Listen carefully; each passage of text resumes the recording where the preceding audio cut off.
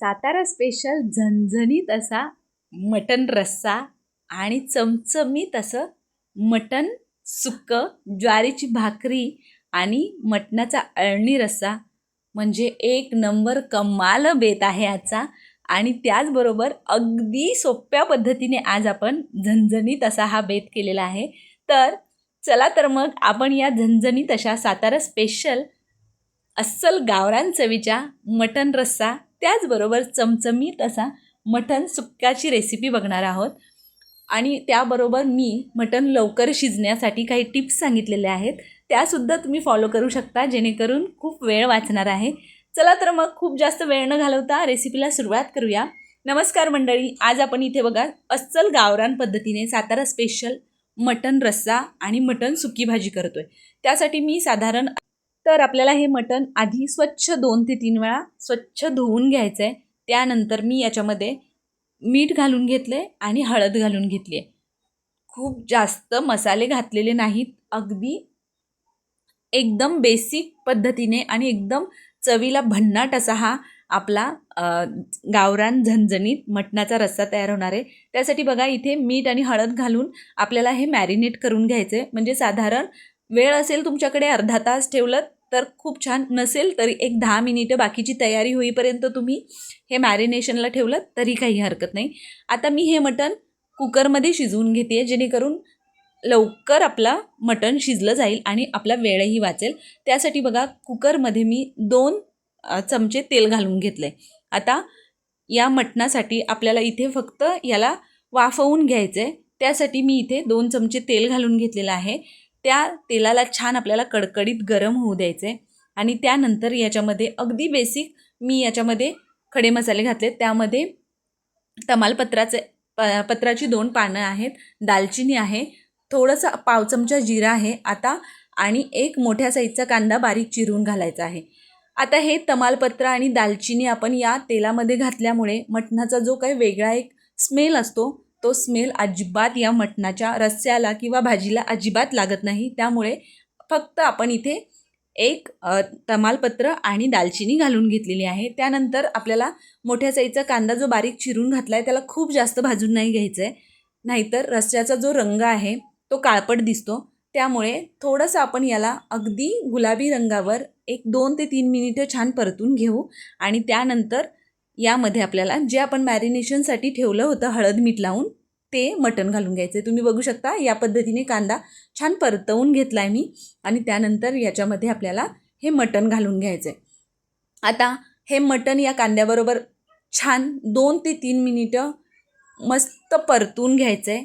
आणि त्यानंतर हे 2 ते 3 मिनिटं छान परतवून घेतल्यानंतर छान जो आपण दालचिनी आणि जे तमालपत्र घातलं होतं त्यामुळे याचा मटणाचा जो वेगळा वास असतो तो पूर्णपणे जातो. आणि त्यानंतर काय करायचं आहे, एक ताट ठेवायचं आहे आणि त्या ताटावर आपल्याला पाणी गरम करायला ठेवायचं आहे.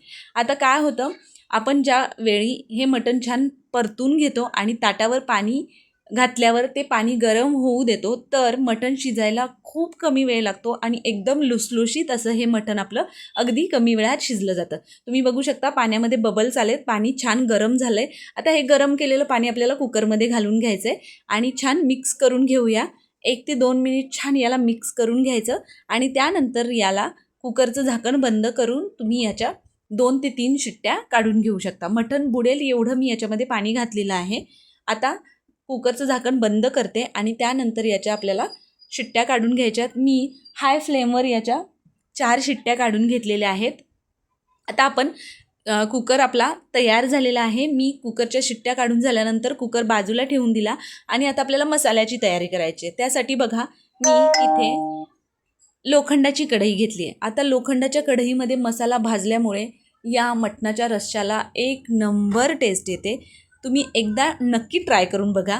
तर आता ही लोखंडाची कढई घेतली आहे, यामध्ये साधारण 1 ते 1.5 चमचा तेल घालून घेतलं आहे आणि त्यामध्ये 2 मोठ्या आकाराचे कांदे मोठे मोठे काप करून घालून घेतलेले आहेत. आता हा कांदा आपल्याला छान भाजून घ्यायचा आहे. आता कांदा एकदम छान आपल्याला एक 5 ते 7 मिनिटं लागतात कांदा भाजून घेण्यासाठी. आणि या लोखंडाच्या कढईमध्ये हा मसाला भाजला गेल्यामुळे एक वेगळाच जो स्मोकी आणि एकदम छान फ्लेवर या मटणाला येतो. अशा पद्धतीने तुम्हाला दाखवते. अशा पद्धतीने कांदा आपला भाजून झाला आहे. आता आपल्याला काय करायचं आहे, कांद्यावरच खोबरं घालून घ्यायचं आहे, कारण खोबरं लगेच भाजलं जातं. कांद्यासोबत भाजलं ते करपण्याची शक्यता कमी होते. त्यामुळे मी बाकीच्या सगळ्या गोष्टी घालून घेतल्यात. खोबरं घालायचे, अर्धी वाटी खोबरं वापरलं मी इथे. साधारण 15 ते 20 लसूण पाकळ्या घालून घेतल्यात. 1 ते 1.5 इंच आल्याचा तुकडा घालायचा आहे आणि एक मीडियम आकाराचा टोमॅटो बारीक चिरून घातलेला आहे. आता हे सगळे जिन्नस आपल्याला 2 ते 3 मिनिट छान भाजून घ्यायचे आहेत. तुम्ही बघू शकता खूप जास्त वेळ लागत नाही. अगदी 2 ते 3 मिनिटात हा मसाला छान भाजून होतो. त्यानंतर 1 चमचा पांढरे तीळ आणि 1 चमचा जिरं घालून घेतलं मी. या पांढऱ्या तिळामुळे एक छान रिचनेस येतो या मटणाच्या ग्रेव्हीला, मटणाच्या सुक्क्याला. अशा पद्धतीने इथे आपला मसाला एकदम छान रेडी झालेला आहे. आता हा मसाला आपल्याला ताटात काढून घेऊया आणि त्यानंतर थंड झाल्यावर याची पेस्ट करून घ्यायची. इथे मी बघा फ्रेश कोथिंबीर घेतली आहे थोडीशी. आता हे सगळे जे आपले मसाल्याचे जिन्नस आहेत ते आपण मिक्सरच्या भांड्यामध्ये घालून घेऊ आणि यामध्ये आपण थोडीशी कोथिंबीर घालून याची पेस्ट करून घेऊया. मसाला बारीक करताना एक गोष्ट लक्षात ठेवायची, खूप जास्त पाणी घालायचं नाही त्यामध्ये. अगदी गरजेपुरतं लागेल एवढंच पाणी घालायचं आहे आणि मसाला आपल्याला वाटून घ्यायचा आहे. तुम्हाला मी दाखवते या पद्धतीने. बघा इथे आपली मसाल्याची पेस्ट तयार झालेली आहे आणि खूप कमी पाण्याचा वापर केला आहे. अगदी 2 ते 4 चमचे पाणी मला या मसाल्यासाठी लागलेलं आहे, कारण आपण याच्यामध्ये टोमॅटो घातले त्यामुळे त्याच्यामध्ये ऑलरेडी मॉइश्चर असतं. तर आता इथे कुकरही थंड झालेला आहे. मटण आपलं एकदम छान मऊसूद असं शिजलं गेलेलं आहे. तुम्ही बघू शकता, तुम्हाला दाखवते मी. आता गरम असल्यामुळे डायरेक्ट हाताने आपण बघू नाही शकत, तरी पण बघा अशा पद्धतीने तुम्हाला दाखवते. खूप छान मऊसूद असं हे मटण 3 ते 4 शिट्ट्यांमध्ये शिजलं जातं. आपण त्याच्यावर पाणी गरम करायला ठेवलेलं, त्यामुळे अगदीच हे मटण छान शिजलं जातं. आता आपल्याला काय करायचं आहे, तर आपल्याला रस्सा करायचा आहे आणि त्याबरोबर सुक्की भाजीही मटणाची करायची आहे. त्यासाठी मी यातले जे पीस आहेत ते बाजूला काढून घेतलेले आहेत आणि जो अळणी रस्सा आहे तो बाजूला काढून घेतलेला आहे. आता आपण पहिल्यांदा जी रस्सा आहे त्याचा मसाला परतवून घेऊ. त्यासाठी मी साधारण 3 चमचे म्हणजे 3 पळी, जी छोटी तेलाची पळी असते त्या पळीने 3 पळी तेल घालून घेतलेलं आहे. आता खूप जास्त याच्यामध्ये मसाले नाही आहेत, मसाल्यांचा तामझाम नाही. एकदा आपण वाटण तयार केलं की त्याच वाटणावर आपला हा छान अस्सल गावरान चवीचा मस्त सातारा स्पेशल असा मटण रस्सा तयार होतो. तुम्ही बघू शकता तेल छान गरम झाल्यानंतर तुम्हाला जेवढी कन्सिस्टन्सी हवी असेल रश्श्याची त्याप्रमाणे तुम्ही मसाला हे वाटण कमी जास्त करू शकता. आता मला हा रस्सा खूप जास्त घट्टही नको होता, त्या अंदाजाने मी इथे मसाल्याचं वाटण जे आपण करून घेतलं आहे मिक्सरमध्ये ते घालून घेतलेलं आहे. चवीपुरतं मीठ घातलेलं आहे. आपण मटण शिजताना मीठ घातलेलं होतं, त्यामुळे त्याच अंदाजाने इथे आपल्याला मीठ घालायचं आहे. अगदी पाव चमचा मीठ घालून घेतलेलं आहे. आता यामध्ये आपल्याला सुके मसाले ॲड करायचे आहेत. त्यामध्ये बघा मी अर्धा चमचा हळद घालून घेतलेली आहे.